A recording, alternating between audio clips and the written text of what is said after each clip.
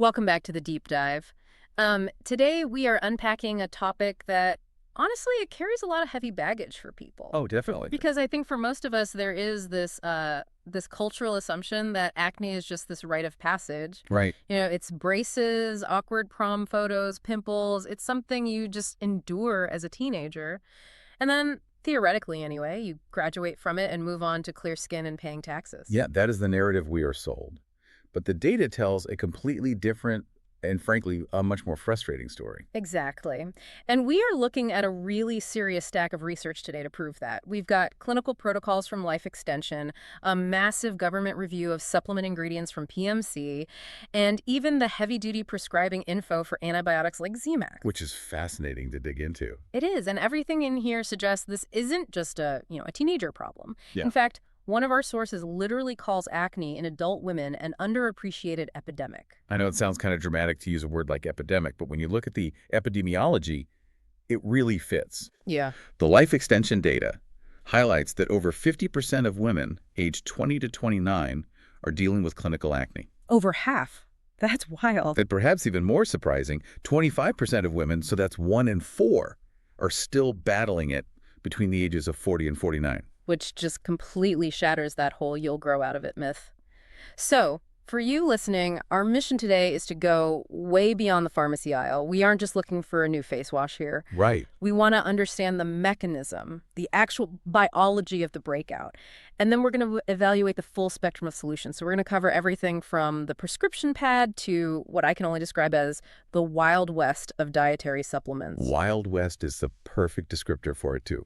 We are going to see that just because something is labeled natural or comes from a plant, that absolutely does not mean it is safe. No. In fact, some of the scariest data we have today actually comes from the health food aisle, not the pharmacy. Man, that is a teaser if I've ever heard one. But before we get to the scary stuff, we have to ground this in biology. If I'm looking in the mirror at a breakout, what is actually happening physically? Because the old school advice was always, you just have dirty skin, go wash your face. Yeah, and that advice is not only wrong, it's actively counterproductive.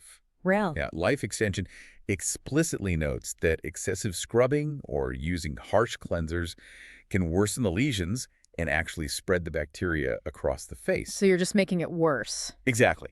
Acne is physiological. It's not a hygiene failure. It's what they call a perfect storm of 3 specific factors occurring inside the skin. Okay, let's unpack this storm. What's the first thunderclap? It starts with hormones, specifically androgens like testosterone. Now, everybody has these, but in acne-prone individuals, these androgens overstimulate the sebaceous glands. So you start producing excess sebum. Right, that thick, waxy oil. Okay, so step 1 is the oil flood. Yep, step 2 is hyperkeratinization. Which is a very long word for what, exactly? Well, normally your skin sheds dead cells invisibly. They just flake off and you never notice. But in this scenario, those cells get sticky. They don't shed. Oh, I see. They clump together with that excess oil, and they form a plug, a microbiome, deep inside the pore. So now you have a sealed environment that's just full of oil, like a plugged drain. Exactly. And that is the VIP section for step 3, which is the bacteria. Specifically, Propionibacterium acnes, or P. acnes. Now, this bacteria is anaerobic, meaning it hates oxygen. Oh, so that clogged, sealed pore is basically its dream home. It really is. It colonizes the plug, feeds on the oil, and releases byproducts that trigger inflammation. So that red, painful bump you see, that's just your body's immune response to the bacterial party happening in your pore. It's so interesting you mentioned the hormonal start to all this, because we often hear about diet affecting acne, and usually people say, oh, chocolate causes pimples. Is there a real biological link there, or is that just an old wives' tale? Well, it's not the chocolate itself. It's the sugar and the dairy in it. The research here is really fascinating. The Life Extension overview highlights a Western diet, so high glycemic load processed sugars. Right. These foods trigger a massive spike in insulin. And high insulin raises the levels of another hormone called IGF-1, which is insulin-like growth factor 1. I usually hear about IGF-1 in like bodybuilding circles for muscle growth. It's the exact same mechanism, just a different target. In the skin, IGF-1 activates a pathway called mTORC1. Okay. Think of mTORC1 as a master switch. When you flip it, it tells the sebaceous glands to grow bigger and produce way more lipids. Wow. So when you eat a high-sugar diet, you are biochemically shouting at your skin to produce more oil. So, You're handing the bacteria an endless buffet. okay, so we understand the mechanism now. Hormones trigger oil, sticky cells trap it, bacteria invade. Now let's look at how conventional medicine attacks this. If you go to a dermatologist, what's the standard arsenal? Well, they usually try to hit those 3 steps we just discussed with topicals first. Okay. So you have benzoyl peroxide. Which is the one everyone knows, the one that bleaches your pillowcases. Exactly, the towel bleacher. And that one is bactericidal. Okay. It releases oxygen into the pore to kill that anaerobic bacteria. Because it hates oxygen. Right. Then you have salicylic acid, which is a keratolytic. It dissolves that glue holding the dead skin cells together. Unplugging the drain. You got it. And azelaic acid, which is a fantastic anti-inflammatory. Those are sort of the over-the-counter staples.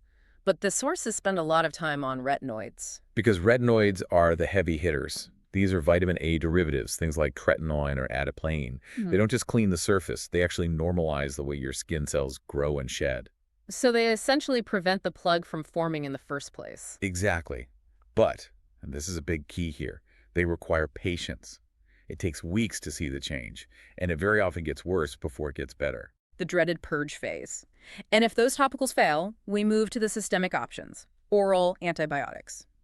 We have the prescribing info here for a drug called Z-Max, which is a specific formulation of azithromycin. And this is where things get really complicated.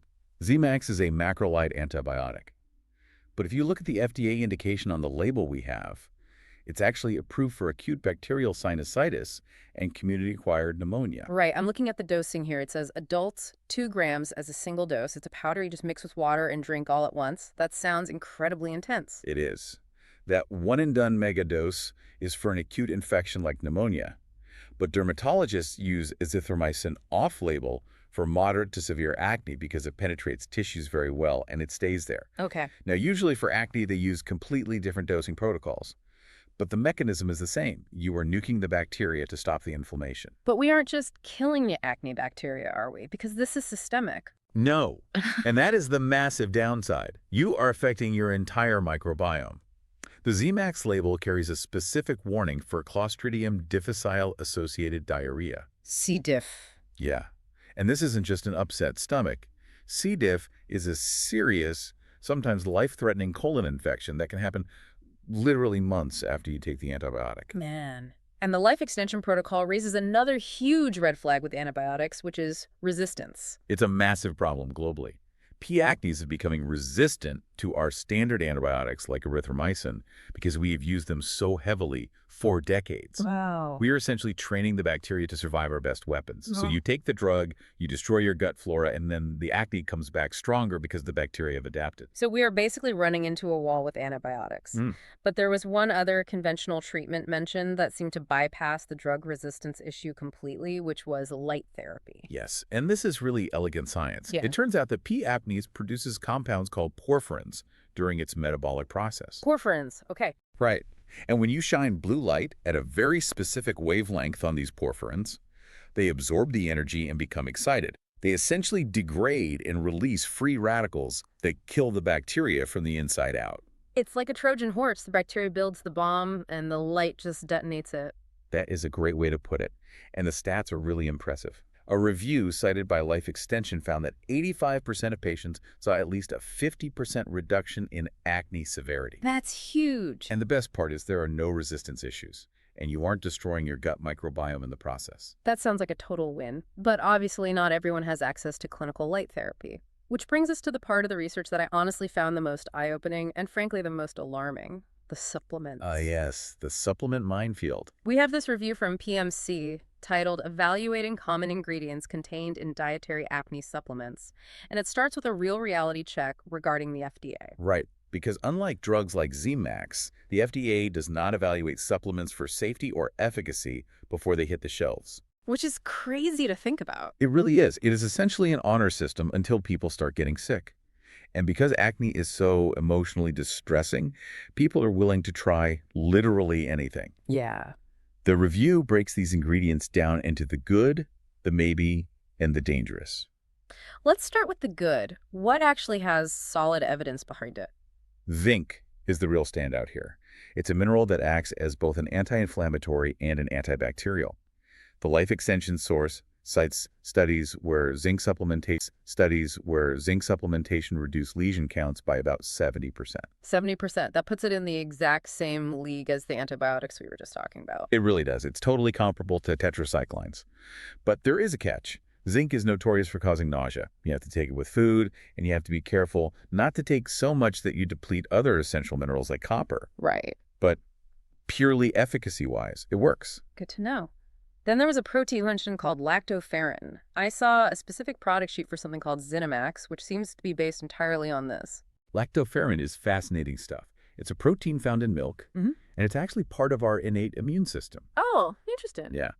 And the Zinimax data, which is supported by clinical trials, showed a nearly 77% decrease in lesions. But what makes lactoferrin really special is that it targets the sebum. So it turns down the oil faucet? Exactly. It reduced sebum production significantly. So you're attacking the food source for the bacteria, not just the bacteria itself. We also talked about the gut earlier. I assume probiotics play a big role here. They do. This is what we call the gut-skin axis. The PMC review highlights strains like Lactobacillus rhamnosus. Remember IGF-1, that hormone driven by sugar? You have a master switch. Right. This probiotic strain has been shown to actually reduce IGF-1 expression in the skin. So by treating the gut, you're flipping that genetic switch in the skin off. That's the theory, yeah. And finally, in the safe column, we have nicotinamide, or vitamin B3. Studies show it compares really favorably to topical clindamycin. It's a potent anti-inflammatory. It's very safe, and it doesn't cause any bacterial resistance. Okay, so zinc, lactoferrin, probiotics, B3, those all seem like really reasonable, evidence-based tools. But now we have to talk about the dark side, because the PMC review had some warnings that genuinely scared me. This is where the lack of regulation becomes downright dangerous. Let's talk about vitamin A. Okay. We know vitamin A is good for acne. Accutane is literally a vitamin A derivative. So people think, oh, I'll just buy high-dose vitamin A supplements at the store. It seems totally logical. You think, oh, I'm getting Accutane Light. But it's incredibly risky. The therapeutic window, meaning the difference between a working dose and a toxic dose, is very, very narrow. Yeah. The PMC review found that some over-the-counter acne supplements contained vitamin A levels that wildly exceeded daily limits. And the specific risk they mentioned was teratogenicity. Right, birth defects. If you are a woman of childbearing age and you take high doses of vitamin A, you are risking severe developmental defects in a fetus if you were to become pregnant. That's terrifying. It is. With a prescription like Accutane, you are under strict doctor supervision. You're taking monthly pregnancy tests. With a supplement from the grocery store, there is no supervision at all. You just grab the bottle off the shelf. You could be taking a prescription-strength teratogen without even knowing it. Exactly. But the one that really shocked me in this report was DIM. DIM, dilyl-methane. It's the compound found in broccoli. I see this promoted constantly on social media for hormonal acne. It's supposed to help metabolize estrogen. And it sounds so wholesome, right? It's just broccoli. It is extracted from broccoli, yes. But in these highly concentrated doses, it is a very powerful bioactive compound. The PMC review detailed case reports that are frankly terrifying. And we aren't talking about a mild rash here. No, not at all. They cited a case of a healthy 36-year-old woman who suffered a basilar artery stroke after taking DIM. Wait, a stroke at 36? Yes, a stroke. And another case involved a healthy middle-aged man who developed deep vein thrombosis, so blood clots in his legs, and a pulmonary embolism, which is a blood clot in the lung. From a broccoli supplement. From a highly concentrated chemical extracted from broccoli, yes. It appears that in some people, DIM can severely affect blood coagulation. There was also a report of duress syndrome. What is that? Drug rash with eosinophilia and systemic symptoms. That is a severe, life-threatening allergic reaction that actually attacks your internal organs. Wow. That is a massive reality check, because you walk into a health food store thinking you're doing something gentle and natural to balance your hormones, and you could end up with a blood clot or a stroke. It really highlights the whole fallacy of the natural means safe argument. These compounds are drugs. They alter your blood chemistry. If they're strong enough to change your hormones and clear your skin, they're absolutely strong enough to cause a stroke. Yeah. You cannot treat them like candy just because they don't require a prescription. I think that's going to make a lot of you listening pause before grabbing that next bottle. Let's pivot to something that is natural, but perhaps a little less systemic. The botanical allies. We're talking topical stuff now. Tea tree oil is the big one. Does it actually work, or is it just a smelly placebo? Oh, it absolutely works. Yeah. Life Extension cites a randomized 5% tea tree oil gel directly against 5% benzoyl peroxide. That's a pretty bold comparison. What was the result? It was essentially a tie in effectiveness. Really? Yeah, both significantly reduced the number of inflamed lesions. The big difference was in the timeline and the side effects. Tea tree oil was slower. It definitely took longer to see the full result, but it had far fewer side effects, so less drying, less stinging, less peeling. So if you have sensitive skin and you're a patient, it's a totally viable alternative. Correct. It disrupts the bacterial cell membrane, causing the bacteria to die off, but it just doesn't strip the skin as harshly as the peroxide does. What about green tea? I know the antioxidants are great for you to drink, but topically. The research supports it, specifically a 2% green tea lotion. The magic ingredients here are polyphenols and tannins. Okay. They are astringent, meaning they shrink tissues, and they actually reduce sebum production. So again, we are attacking that oil production step, but we're using a plant compound instead of a harsh chemical. And there was one more plant extract mentioned, barberry or berberine. Now, I know berberine is having a huge moment right now as nature's Ozempic for blood sugar. Yes, and that mechanism is exactly why it helps acne. Remember the insulin connection we talked about? Right, the sugar spike. Exactly. Berberine improves insulin sensitivity.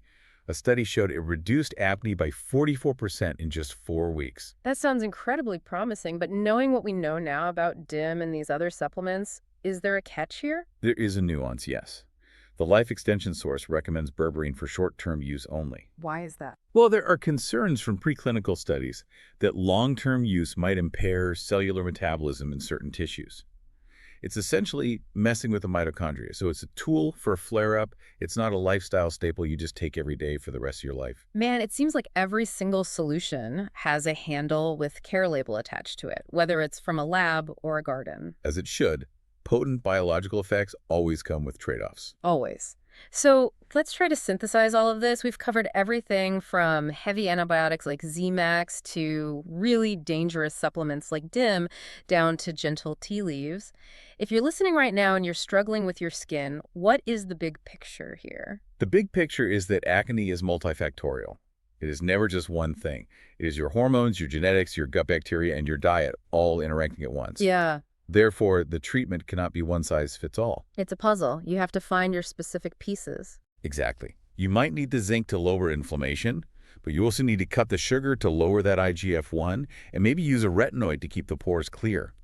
If you just do one without addressing the others, you probably might not see results. And it seems like we really need to stop thinking of it as just a skin problem. That is the ultimate key takeaway. We focus so much on the surface, the scrubbing, the peeling, the popping, but look at all the emerging data we just discussed. Probiotics in the gut clearing up the face, high-dose metabolic supplements causing strokes, diet flipping genetic switches. It's all connected. The skin is really just the messenger. It is. And here's a provocative thought to leave you with. We treat acne as a dermatological condition, right? We go to a skin doctor. Right. But perhaps the future of clear skin doesn't lie in dermatology at all. Maybe the cure lies entirely in how we treat our gut health and our blood chemistry. We are currently trying to fix a metabolic and hormonal fire by just painting over the smoke on our faces. Wow. That is a really powerful way to look at it. We are treating the symptom, not the source. Precisely. And until we address the source, the fire just keeps burning. Well, that definitely gives us a lot to think about. If you are listening and you have a shelf full of supplements at home, maybe go take a look at that vitamin A dosage right now. And if you're considering the antibiotic route, remember to ask your doctor about the long-term plan for your microbiome. And remember that skin takes time to heal. Whether it's retinoids or tea tree oil, patience is going to be your best friend. Thanks for diving deep with us today. We'll catch you on the next one. Stay curious.